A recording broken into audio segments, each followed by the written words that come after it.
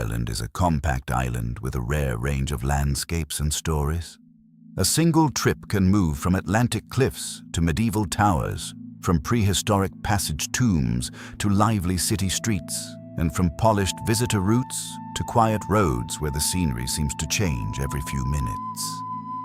This episode follows 9 places that give first-time visitors a strong sense of the island: the cliffs of Moher, Blarney Castle and the Blarney Stone, the Ring of Kerry, Killarney National Park, Giant's Causeway in Northern Ireland, the Rock of Cashel, the Brú na Bóinne, Passage Tomb landscape associated with Newgrange, Dublin's Trinity College area, and the western mix of Galway and Connemara. Begin on the cliffs of Moher in County Clare. The cliffs run for roughly 8 kilometers along the Atlantic, with sea stacks, seabirds and paths that open onto wide views of the Aran Islands and Galway Bay on clear days. The best visit is not only about reaching the main overlook.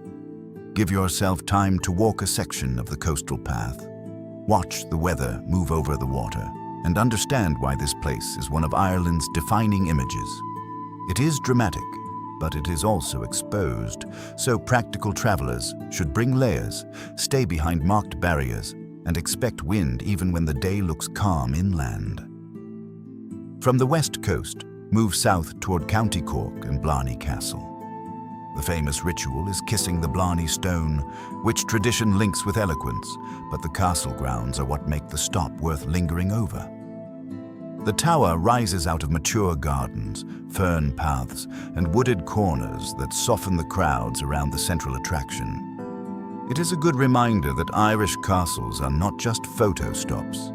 They are layered sites, defensive architecture, local legend, estate landscape, and modern tourism all stacked together. Arrive early if the stone matters to you, then use the quieter gardens to slow the pace. The Ring of Kerry is less a single attraction than a classic Irish road journey. It loops around the Iveragh Peninsula through coastal views, small towns, mountain passes, beaches, and pullouts that reward patience. Travelers often rush it as a checklist drive, but the route works best when it is treated as a full day, or even 2. Stop in villages, leave room for weather delays, and avoid measuring the experience only by mileage. The appeal is cumulative: a bend in the road, a view over water, a stone wall, a sheep field, and then another horizon opening up ahead. Killarney National Park gives the Kerry region a different rhythm. Lakes, woodland, waterfalls, and mountain edges sit close together, making it one of Ireland's easiest places to combine scenery with accessible walking. Torc Waterfall is a short, popular stop, while Muckross House gives the park a historic anchor and a sense of how landscape and estate life shape this area.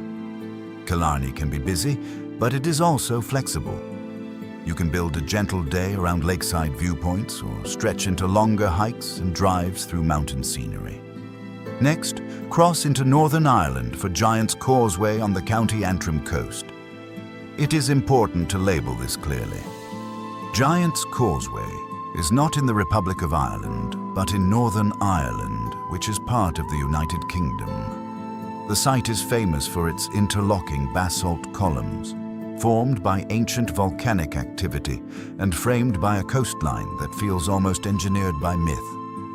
The science is fascinating, and so is the folklore of the giant Finn McCool. Together they make the place memorable, a natural formation that looks so precise it invites stories. Back in the Republic, the Rock of Cashel rises above County Tipperary with one of the country's strongest silhouettes. The complex includes medieval religious buildings, stone walls, and open views over the surrounding countryside. What makes Cashel powerful is the way architecture and landscape work together. The site feels elevated in every sense, physically above the town, historically tied to kings and church authority, and visually distinct from the softer fields around it. It is a good stop for travelers who want history that is easy to see, not only read about. The Brú na Bóinne landscape of County Meath takes the timeline much further back. Newgrange is the best-known name here, but the wider ritual landscape matters too.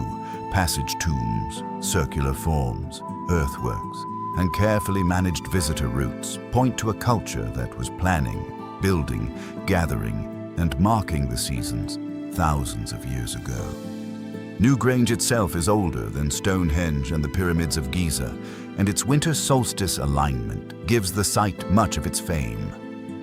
A visit works best when booked through the visitor system and treated with patience, because access is managed carefully to protect these fragile archaeological places.